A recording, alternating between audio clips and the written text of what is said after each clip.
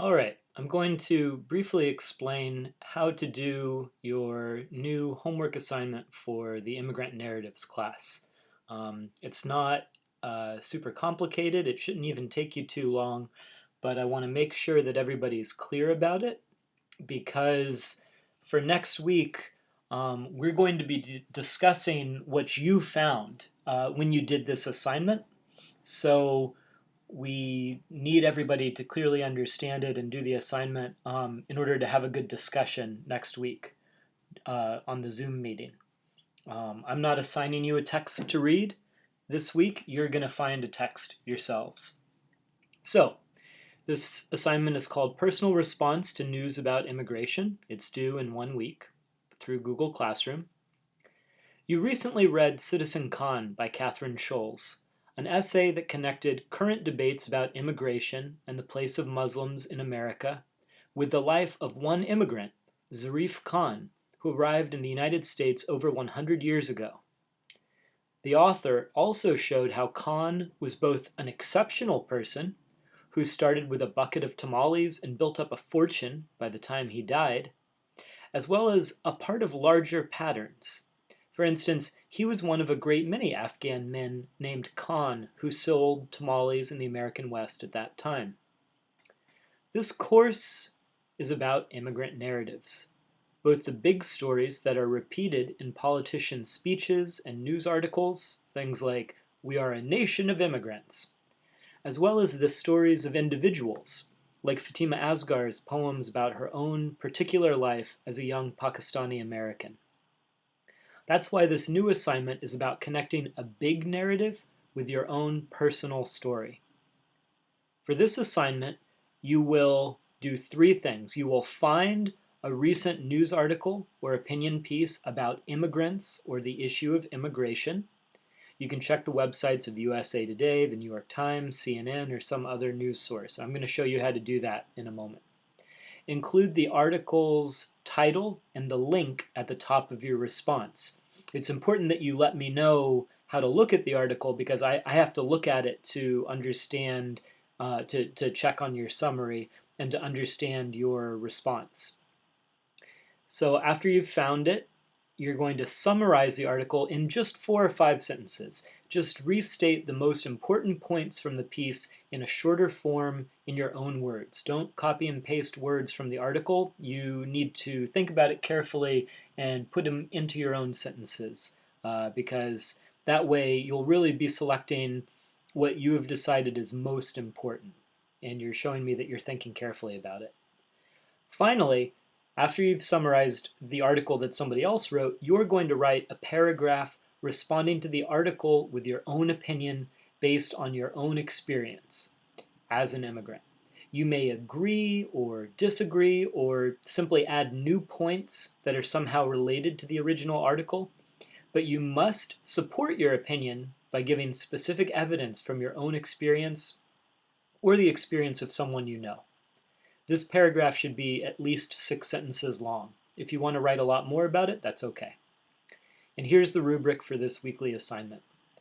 For 2 points, the response selects a news or opinion piece related to immigration or immigrants. For another 2 points, the response includes the title of the selected piece, news article or opinion piece, as well as a link to it so that I can go and find it myself and read it. Another 2 points for summarizing the piece in 4 or 5 sentences in your own words. And finally, 4 points for adding your own opinion in response to the piece, agreeing, disagreeing, or adding new points related to the piece.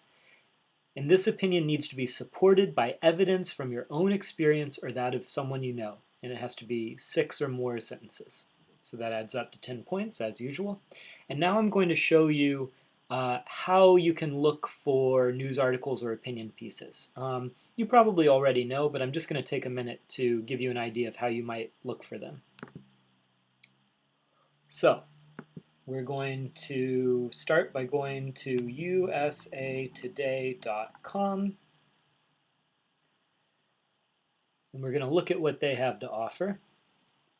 So, of course, right now there's a lot of headlines about the coronavirus, and also today Bernie Sanders dropped out of the race. So those are big stories. Let's see if there's anything on the front page, though, about immigration. No, I don't see anything immediately. So we're going to search instead. So where is the search engine here? There's a little magnifying glass. So we're going to search for immigration.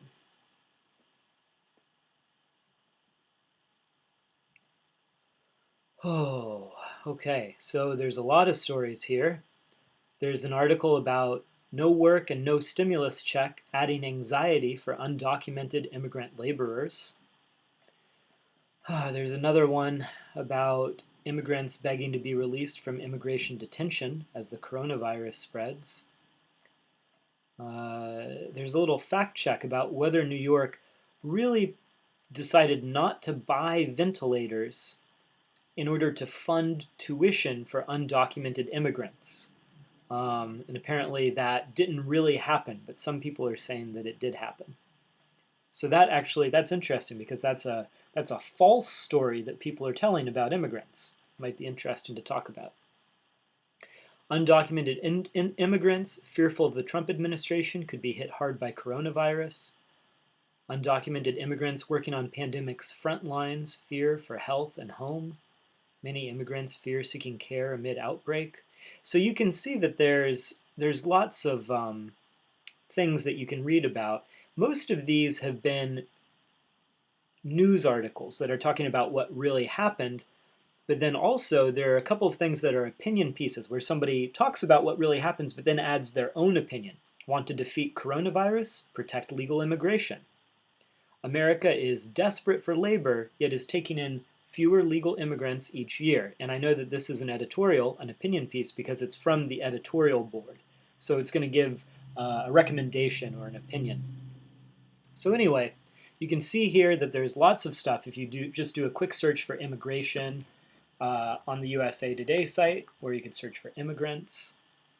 And I'm sure you would find lots of stuff that way as well. Probably some of the same articles.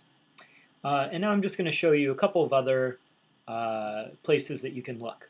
And remember, you can be looking for articles that you agree with, or you disagree with, or you don't really feel strongly about, as long as there's something you can say in response to them.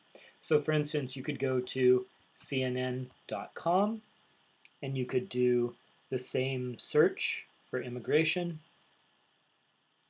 Let's see if they have anything on their front page though. Sorry, this computer's so slow.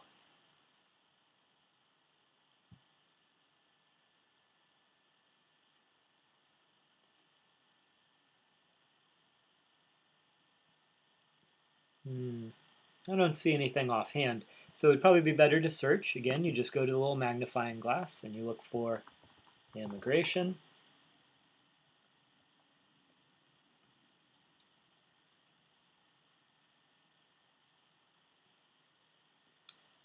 And, oh, this is kind of nice. So you can search for immigration in the whole CNN website, which is what it does automatically, or you can narrow your search and look just for news related to immigration in the US, or news related to immigration in the world, or news related to immigration that has to do with politics or business. You can look specifically for opinions to see what people's opinions about an immigration issue are.